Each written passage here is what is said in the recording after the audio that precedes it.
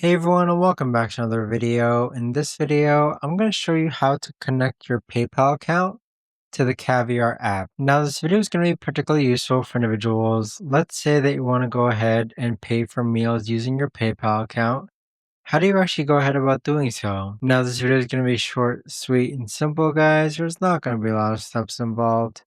Now, in order to do this, what you're first going to do is log on to the Caviar app. Next, click on Account on the bottom right hand corner. Now on this page here, you're going to click on Payment where it says Add Payment, then click on PayPal. So at this point, it's going to go ahead and prompt you to log into your PayPal account so that you can connect PayPal with your Caviar account. But that right there, guys, is the best and easiest way that I know of to actually go ahead and connect PayPal with your Caviar app. If you guys know of a better or easier way to actually do this, let me know in the comments down below. I would love to know. Thanks so much for watching everyone, and I'll see you guys all in the next video.